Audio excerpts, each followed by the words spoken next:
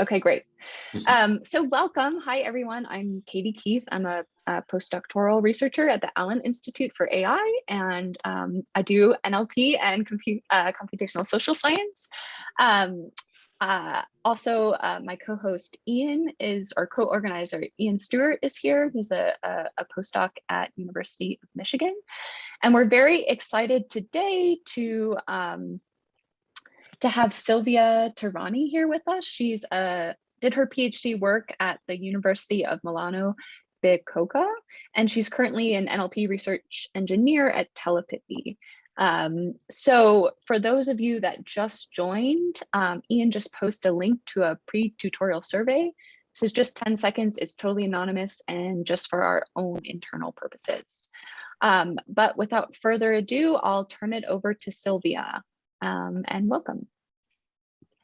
Thank you for your introduction.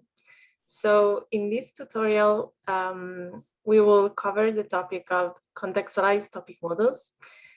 These models are neural topic models that combine the contextualized document representations that come from the recent neural language models with the classical backward representation of the documents. We will see that this actually improves the quality of the topics, and we will also see that we can use multilingual representations instead of the classical monolingual representations, and this allows the model to learn topics in one language and then predict the topics of documents in unseen languages. So these are my contacts. If you have any question or doubt after the tutorial, you just feel free to reach me out. And these are the main references of this tutorial. So first of all, just to be on the same page, what is topic modeling? A topic model is usually an unsupervised model that aims at discovering the underlying themes, also called the topics, in large collection of documents. So, for example, imagine that you have a huge collection of scientific papers. You don't know what these documents talk about. A topic model can discover, for example, these 3 topics, where each topic is represented by its most significant words. These are also called topic words or topic indicators. The other output, the other interesting output of a topic model is the proportion of the topics in each document. So that means that a document can talk about different topics in different proportions. These 2 outputs, so the topic words and the proportion of the topics for each document can actually be seen in probabilistic terms. In fact, as I've said before, a document can talk about different topics in different proportions. This can easily be expressed by a multinomial distribution over the topics. So for example, here, as before, we have these 3 topics. We can have a document that talks 100% of a single topic, like this, only about diseases. We can have a document that talks 50% about humans and 50% about evolution, or we can have a document that stays, let's say, in the middle. So it talks a little about evolution, a little about diseases, and a little about humans. This can be easily expressed by using multinomial distributions. The other element is the topics, and also the topics can be represented as distributions, and in this case, multinomial distributions over the vocabulary. So, for example, if we consider this topic here, human, genome, DNA, etc., these words are not unordered list of, and this is not an unordered list of words, but instead each word can have a specific probability weight. So, and this is represented in this plot. So, for example, if we consider the word genome, this word will be assigned to a specific, will have a specific probability And this probability represents the probability of the word, of the vocabulary to belong to the topic that we are considering. So I think that most of you already know about LDA and latent Dirichlet allocation. It's quite an old model, and still it's very competitive, but during these almost 20 years, the field of topic modeling has evolved, and also neural topic models have been considered and investigated. These neural topic models are usually based on the variational autoencoder architecture. In this case, we have I don't know if you can see this. Oh no, I don't like this. Maybe it's better without it. We have input backward. So the document backward representation, the backward representation of the document. This is the input, and the encoder network will take this input and try to learn the parameters of a probability distribution, in this case, mu and sigma. And then from using this probability distribution, these parameters of the probability distribution, we sample from the distribution and get the so-called latent topic document representation. So basically, we get the topic document representation that we have seen before. This can be a representation or a distribution. And then given this representation, the decoder network will try to reconstruct the backward representation. So this is basically our objective function. Given the document backward representation, reconstruct it using the decoder network. So there is an element that is missing here, and this is the topics. So where do we get the topics? We can get them from the weight matrix that reconstructs the backward representations. So basically,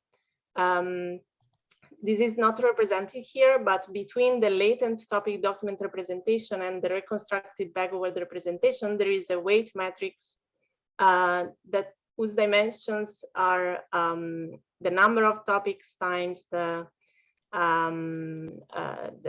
words, the length of the vocabulary. And it's been shown that if we consider each component, so each topic, the words with the highest weights in the weight matrix are actually the words that represent the topics. So we can use them, these words with the highest weights, to represent the topic. So there is a problem with these, with most of these neural topic models. The problem is that they use the document backward representation as the input. We know that the backward representation disregards the syntactic and the semantic information of the words in a document. And this can be a problem if we want to infer the topics of the words. I mean, we can have documents with the same backwards, but with words that can have a different topic assigned to them. Instead, if we know the context of a specific word, it's a lot by far easier to assign it to the correct topic.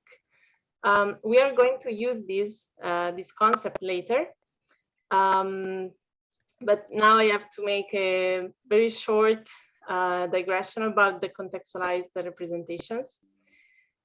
So basically, current language models such as BERT and all the others of the same family are trained on a very huge collection of documents, and these can actually capture the syntactic and semantic information of the words and the documents. In particular, they learn what they are called contextualized representation of the words. So it means these are word embeddings, but these are not word embeddings as like the ones from Word2Vec. These word, like in Word2Vec, we have a single, for each word, we have a single representation of the word. These word embeddings instead change depending on the context of the word that we are considering. So as we can see here in the image, we have a lot of different vector representations, word embeddings representation for the word mouse, because each vector representation depends on the context in which the word mouse is. Okay, and not only we can have a representation of contextualized representation of words, but we can also have a contextualized representation of documents. This is quite simple. So we can learn this contextualized representation of the documents by averaging over the word representations, the contextualized word representations of the words of the documents. So basically, what happens is a document is given as input of BERT or a language model in general.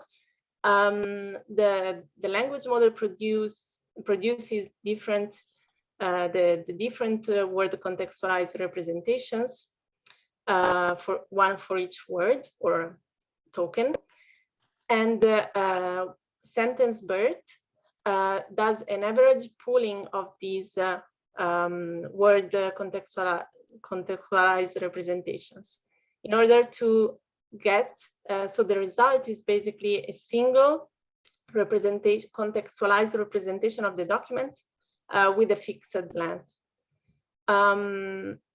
Okay, I also want to stress the fact that these representations can also be multilingual. And this means that words or documents in different languages share the same semantic space, vector space. So basically, I want to get a representation of words or documents that have the same or a similar meaning to be close in the space. Like, for example, here, she's in love, she's loving mouse. I expect this to be very close to the to this other sentence that is basically the same one, but in Italian. So it has the same meaning, but in Italian. Okay, so now we have seen word contextualized representations, document contextualized representations, but how can we use them and use them in topic models and so overcome the backward limitation? This is quite simple, a very simple way, but very effective. In fact, what we proposed is this family of contextualized topic models, but now we will see the combined topic model version. This model just concatenate the contextualized representation of the document with its backward representation. And this is done in the input. And the rest of the topic model is rests the same, but this will help the model to learn a better topical representation of the documents. And also we will see that it allows us to get also a more coherent topics. So now I'll switch to the hands-on part of this tutorial. Maybe it's good to have a break and get some questions if someone has questions to ask. Yeah, so please either post in the chat or raise your hand and we can call on you. Again, we're hoping this is a really interactive tutorial and not a webinar. So please do speak up if there's clarifying questions or other extension questions that you have.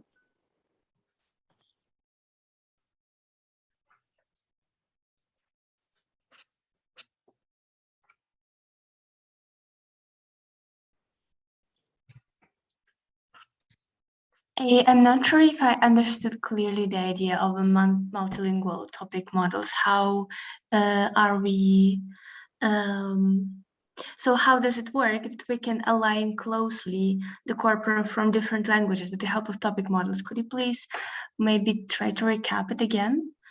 Do we need to kind of train like separate models on separate corpora? On separate corpora, I mean, from different languages, and then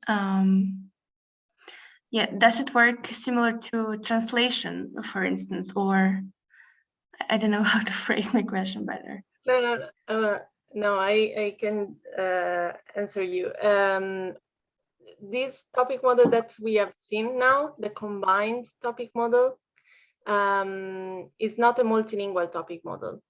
I mean, you could use multilingual contextualized representations and train the topic model with different, multilingual corpora, but you will get topics in different languages.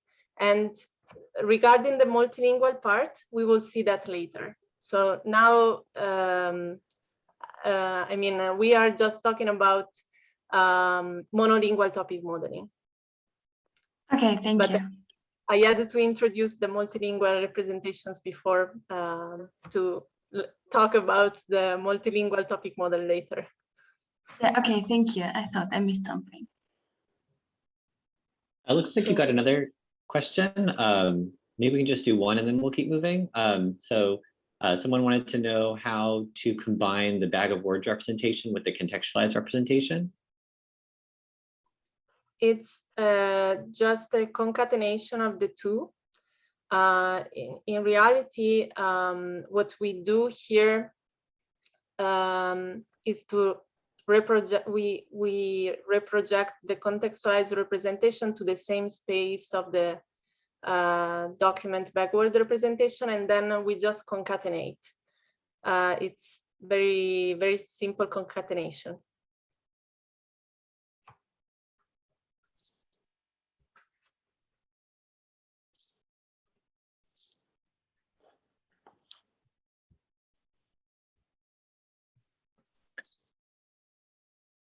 Yeah, for the sake of time, Silvia, maybe you can keep going and then we'll keep these questions in the chat and hopefully we can save time at the end for questions too. Yeah. Okay. So first of all, make sure that, do you all have this notebook or, okay. Okay, first of all, make sure that your GPU is running and this is, you can follow just these instructions. So settings, and you have to make sure that this GPU is active. Okay, so for this tutorial, we are going to use the original library of the contextualized topic models. That is the one we implemented. I also want to say that we are quite active on these repositories. So if you have any problem or issue or you find bugs or something, you can open an issue on GitHub and we will answer you as soon as possible. So let's install the library. And in the meantime, I'll say a few words on the dataset that we are going to use. This is called Extense Data Set, and it includes more than 150 questions about Swiss politics and the related answers that are given by the candidates running for a political office in Switzerland. We have questions in 4 languages, English, Swiss, German, French, and Italian, but we only have the answers in German, French, and Italian. This is a peculiarity of Switzerland for those who don't know it. Switzerland is divided in cantons, and in these, they are specific regions. And in these regions, the official language changes. So that is why we have answers from candidates in different languages. And the language depends on the candidate's region of origin. Yeah, and the questions are intended to cover a broad range of political issues, from welfare, healthcare, education, and so on. So in total, these are 12 topics, and we are quite lucky that we have them because it's not so common. And we will see later how if they align well with the discovered topics or not. But since the language that we all speak is probably English, we are going to investigate the topics of the questions in English, because this is the only data that we have in English now. Okay, so let's download the data. As you can see, we have the text that contains the questions, and we have the column representing the topics. So yes, these are the different topics. And we are also going to drop the duplicates because I've seen there are some. And so we end up with 173 questions in total. We are also going to import a few functions and regarding the library. And we are also going to create this function that fixes the random seeds, and this allows us to replicate the results. So basically, if you don't use this function, you will get different topics, and it's better if we all stick with the same topics. And yeah, since the topic models are probabilistic models, and we are also initializing we have to initialize the network weights. There are a lot of different parameters, random parameters. We have to fix everything. Okay, so recall that we have, so this is the structure of our model. We need the preprocessed text because we still have the bag word in this model, because we have to use it, and the input and the reconstructed bag word should match the document bag word of the input. So we are going to preprocess the text. And in this case, since we have such a small data set, I decided to use a very simple preprocessing.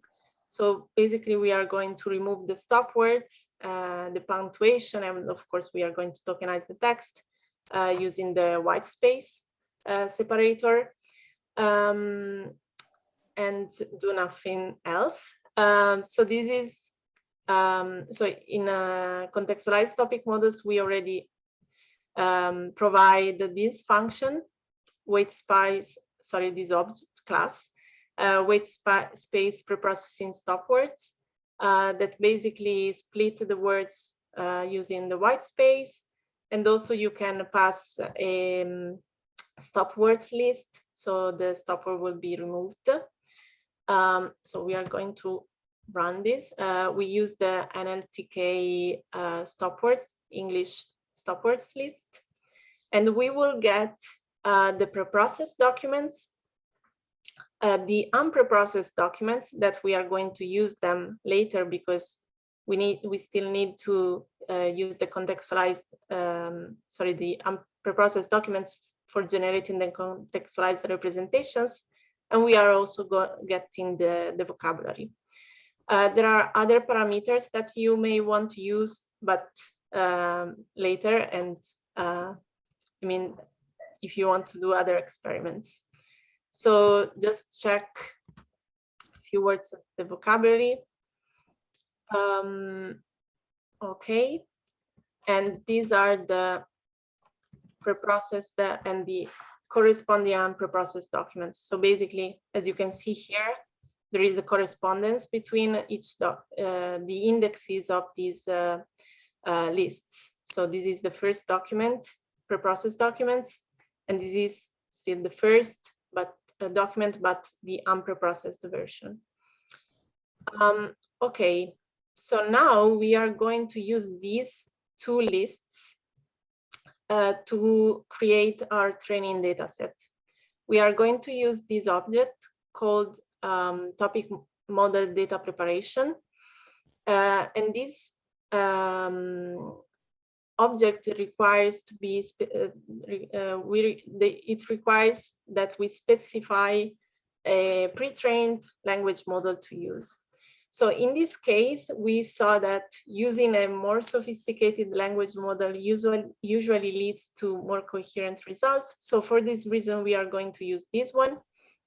But there are a lot of different models that you can use, and you can see some of them at this link. Okay, so we are going to use the function fit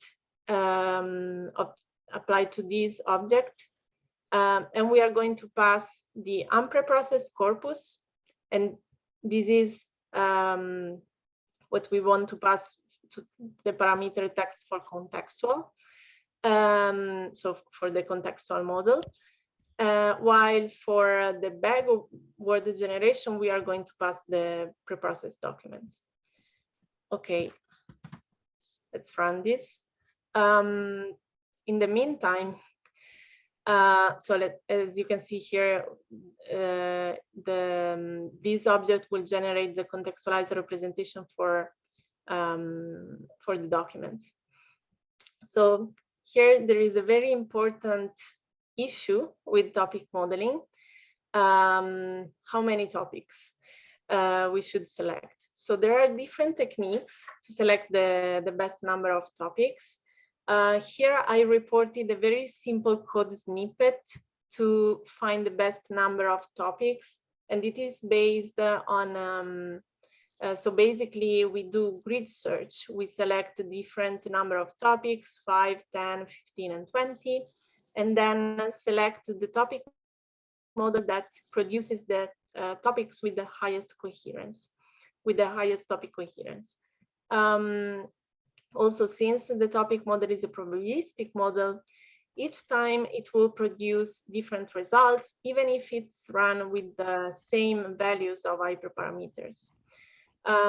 So for this reason, in this code snippet, we will run the topic model with the same number of topics for 5 times.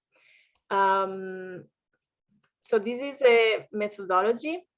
There are other different ways to select the number of topics. So another is based on the likelihood, there are also more sophisticated techniques, like instead of doing grid search, we can use Bayesian optimization. That is a black box optimization strategy that can find the best number of topics with respect to an arbitrary metric. If you're interested, you can go to this link. However, my ultimate suggestion is to manually inspect the topics. And I know that this can be time consuming. And however, this is probably, since we, the objective maybe when we investigate the topics of a corpus is to get the topics that are more interpretable from the human perspective. This is probably the best way to understand if which is the best number of topics. Okay, but now in this case, we already know that we should expect about 12 topics to be in this data set. So in this case, we will run the topic model with the 12 topics. Okay, and also recall that contextualized topic model is a neural model. And so we need to set for how many epochs the model will run. So in this case, we are going to fix this to 50 epochs, but there are more intelligent ways to do that, to select the number of epochs. For example, we can also use an early stopping criterion to let the model stop automatically. This is already provided in the library, but since, as I told you, the dataset is quite small, I thought that it would be better to use the whole corpus to train the model, instead to split the training in two different parts. Okay, the other two important elements to set here are the backward size, and this is equal to the length of the vocabulary, and the contextual size, that means the dimension that of the contextualized representations. And this is an information that we can get from the contextualized model that we decided to use. Okay, and so now we are ready to train the model using the fit method and passing the training dataset. Of course, there are other parameters that you want to play with. And unfortunately, there is not a rule of thumb to select these hyperparameters. Of course, it depends on other aspects. I mean, for example, if you want the model to converge as fast as possible, you may consider to increase the learning rate. But still, there is a problem, because if the learning rate is too high, then the training may not converge. Or if you don't have a lot of computational resources, you may consider to reduce the batch size. The batch size is the number of samples that will be propagated through the network. But also in this case, if it's too small, then we will get less accurate estimates of the gradient. So it's always a compromise. What I can tell you about the hyperparameters here is that we have made different experiments, and we saw that with this default hyperparameter setting, we got quite good results over a different range of datasets. But if you want to learn more about this, you can see the documentation here of all the different parameters that you can set. So, okay, we are ready to see the topics. And we are going to use this function, get topic lists, that will return a list of topics, of strings. So we can also increase our this number to get more words, more representative words. But let's do this in this way to make it more readable. So we can already have a sense of the topics that we got, but if we want to quantify with numbers how better the contextualized representations are with respect of the previous work, we may want to use automatic measures. For example, topic coherence is probably the most used one to determine if the topics that we got are they make sense or not. So the words in the topics are related to each other or not. So let's compare this with the LDA. And in this case, I use the GenSim implementation. Yeah, I mean, I will not spend the words on this. I'll just build a function So here I trained the LDA on the same corpus, and I built this function to plot the topics as not plot, but return the topic lists as before. And here we can compute the topic coherence.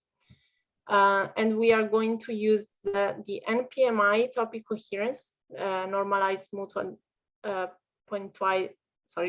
normalized pointwise mutual information. The intuition here is that if two words co-occur together very often, then they are more likely to be related to each other. And also the topic coherence can be computed, so the co-occurrences of the words can be computed on the original corpus or on an external corpus. Usually we use the external corpus to see if the topic models generalize as well. So in this case, we are just interested in exploring the data set itself. So we are going to compute the coherence on the original corpus. And yes, so this is the coherence of LDA. This value is between -1 and 1, and the higher the better. But it always depends on the data set. So, I mean, this result will not be comparable if you consider another data set. Okay, and this is how we compute the coherence in CTM. We also integrate the GenSim's computation of the coherence, and we are just importing this object, and we will pass this object the topic lists and the corpus in which we want to compute the co-occurrences. And then we are going to use the function score to get the value. Okay, so good. It is higher than the coherence of LDA. Here I also reported another evaluation that you may want to do.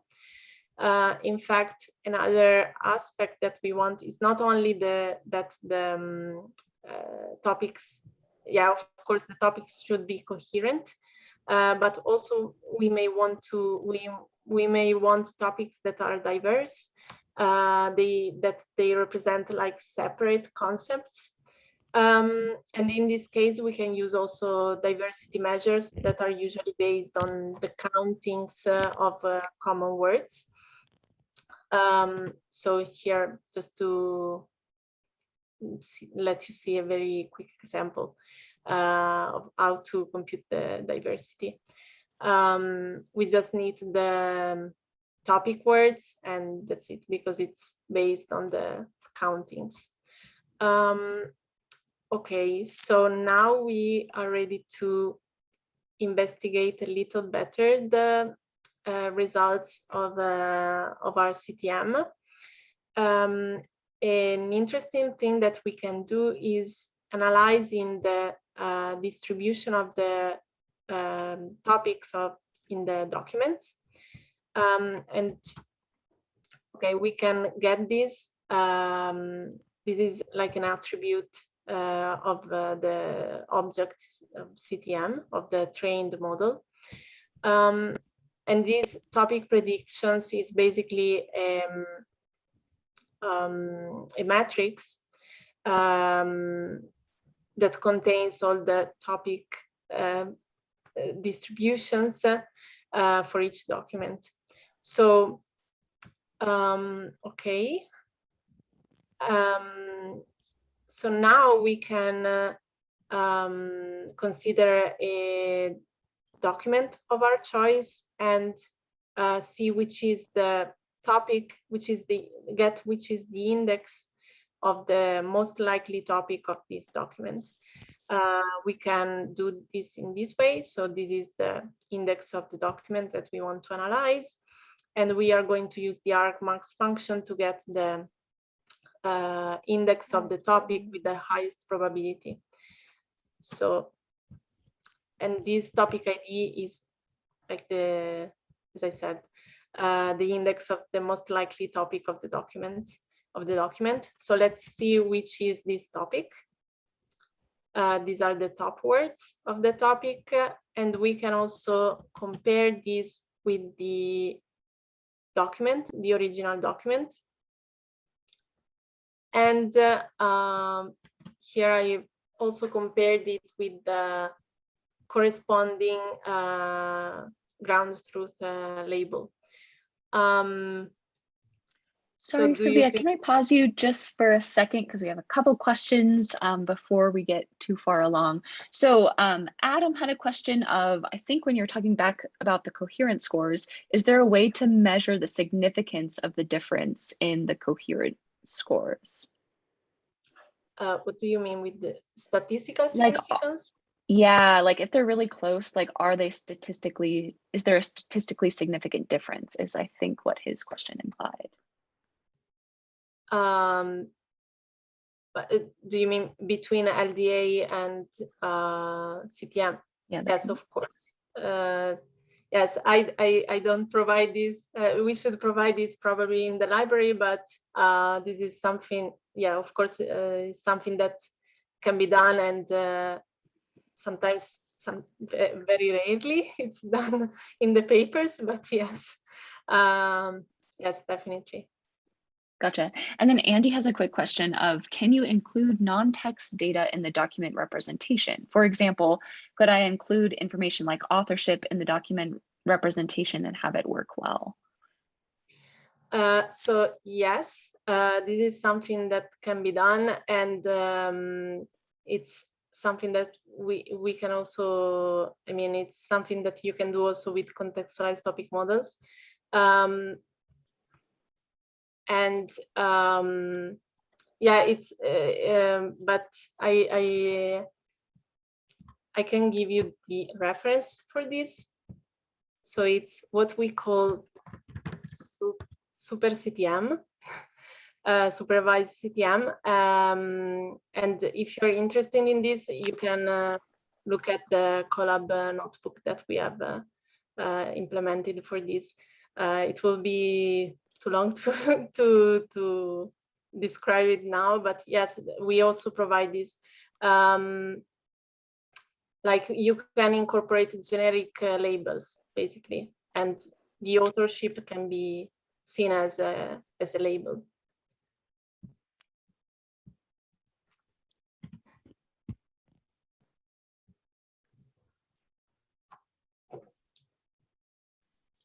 So yeah, you can keep going. I might interrupt you one more time for questions, but just for the sake of time, let's keep going.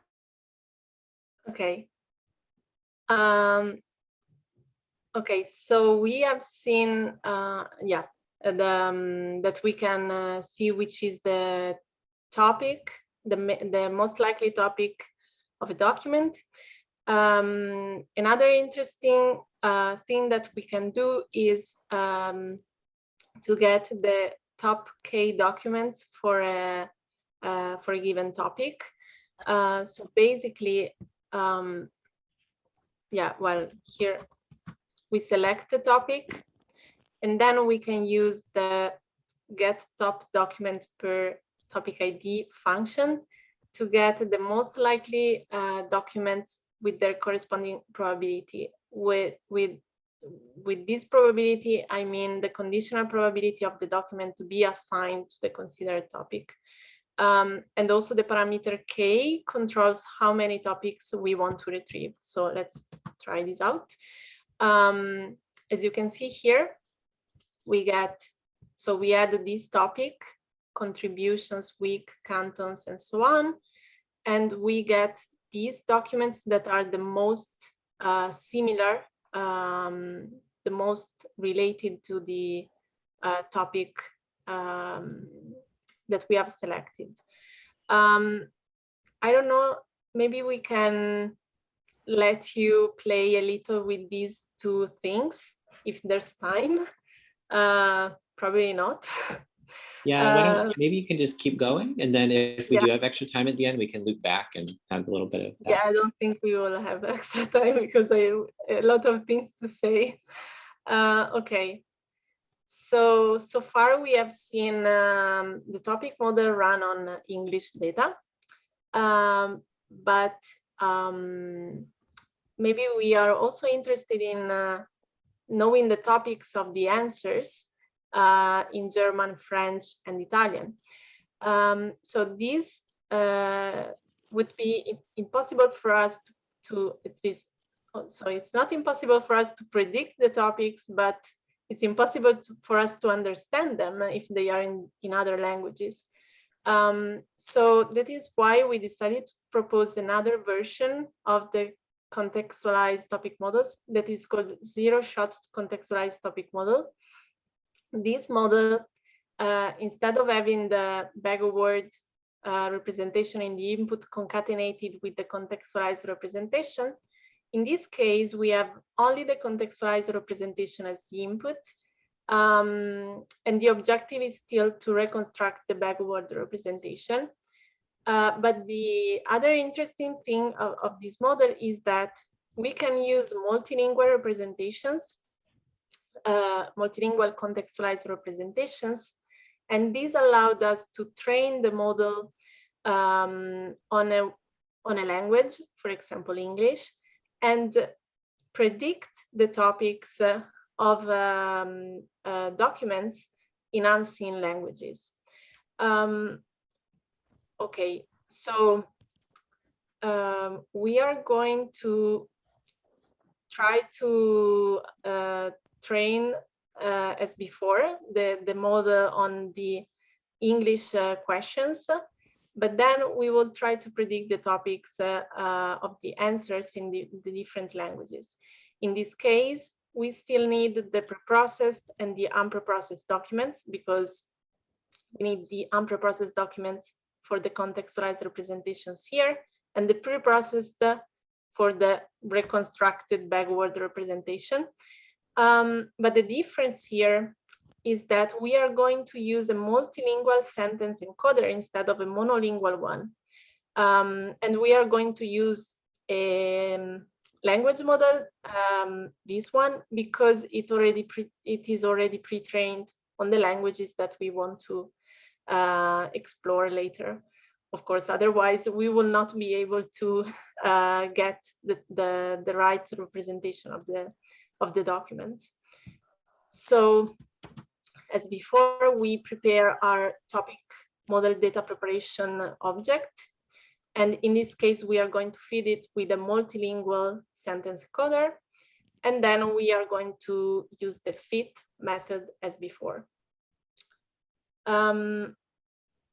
Okay, and then we can just train the model.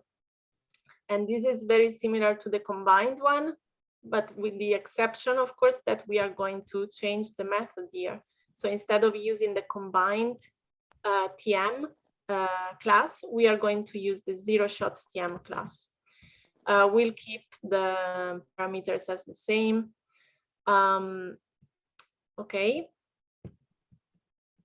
And yes, we have to wait for the generation of the contextualized models, but now it's so fast because we have only 173 questions. Okay. And so maybe while that is going, I had a question, Silvia, of what models does your package support, and how should one choose which one of these models to use with the contextualized piece? So any model that is provided from by the sentence BERT library. So I already put the link before. You can look at all of them, and also on the website of Sentence BERT, you usually see the performance of the different models on different tasks. So this will already give you an indication of how better this model is. And so this is how I usually select the models. And of course, it depends on the task, but if you're interested in doing something with multilingual models, in this case, you have to use multilingual representations. Or if your data is not in English, but in a different language, in that case, you have to use either a multilingual sentence encoder or a monolingual sentence encoder, but in that specific language.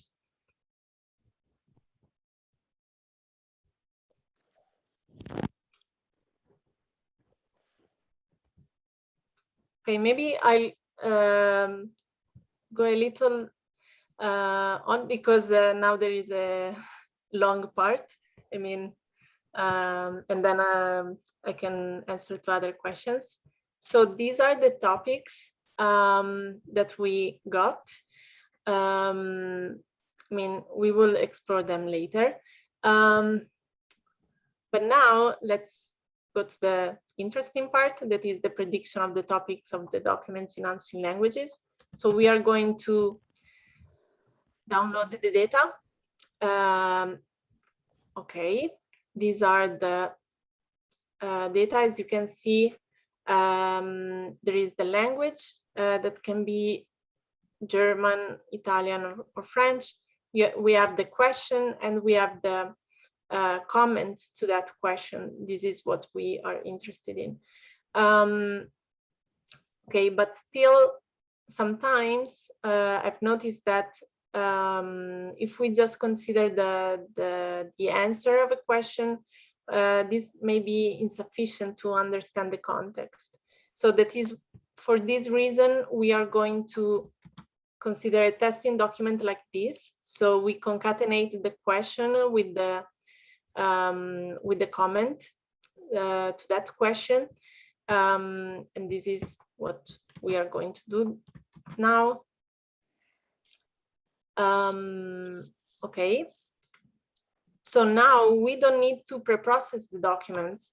We are in the testing phase. We have already trained our zero-shot topic model.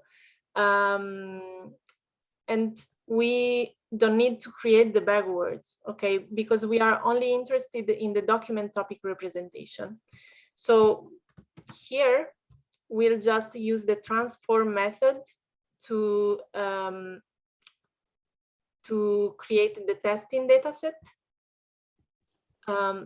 Sorry, just to make sure that I've done it. Yes, there is a mistake. Sorry. I've just realized that there was something wrong. Okay, this is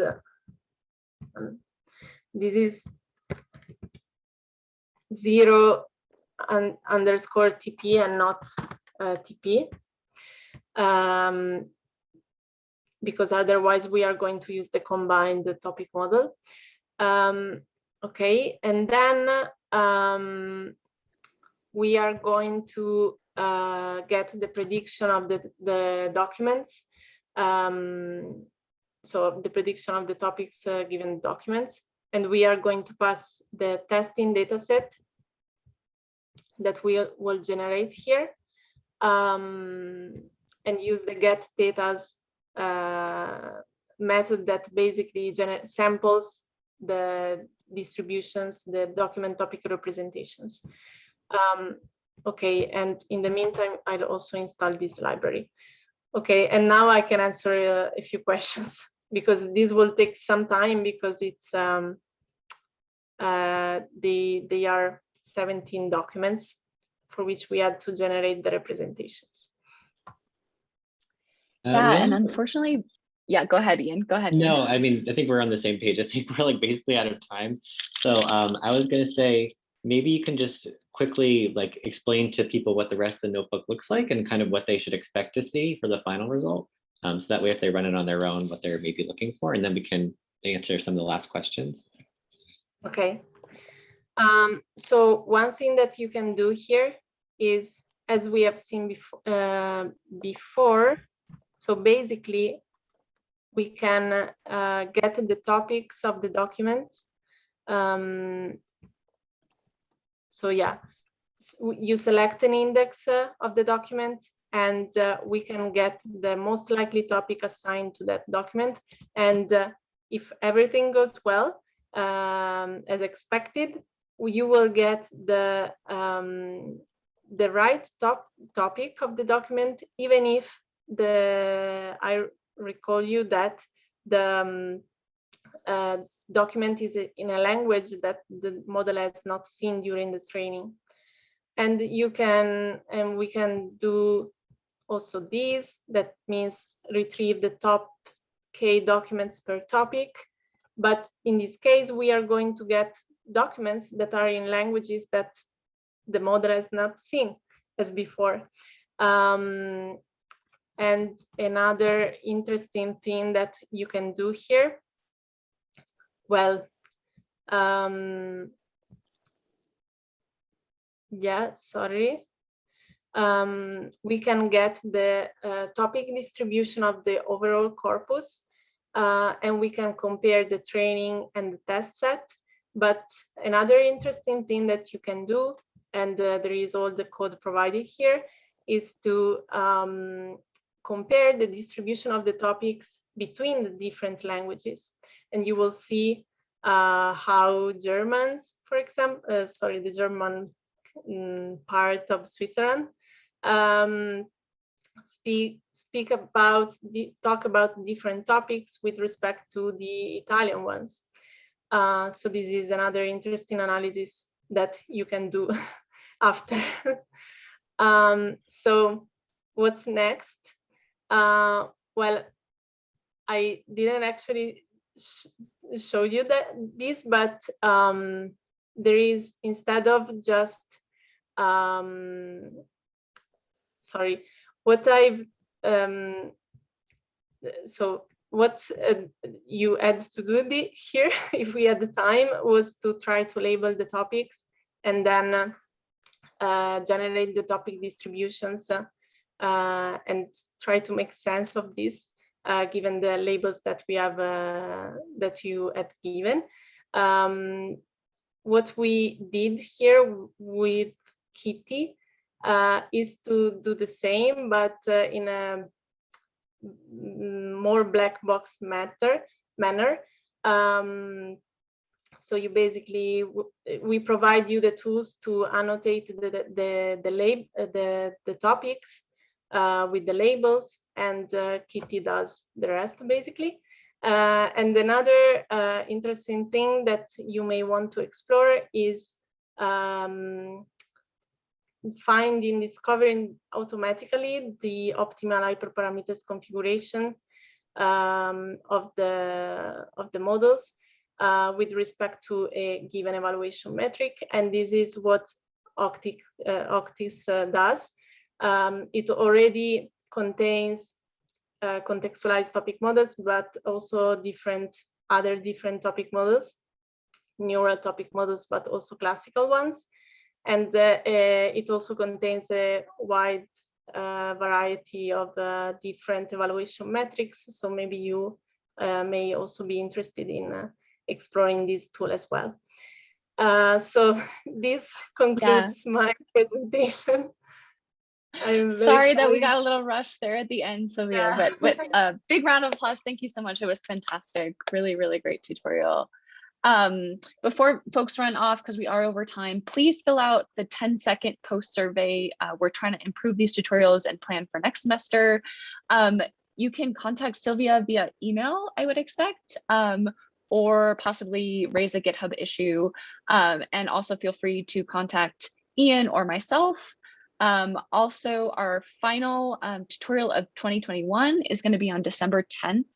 And it's with Maria Antoniak, and it's about BERT for computational social scientists. So please do join us for that.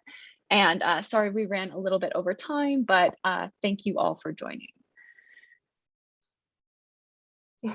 Thank you, I'm gonna everyone. stop. And yes, if you have questions, you can write me. You can write using my email, and I will answer you as soon as possible.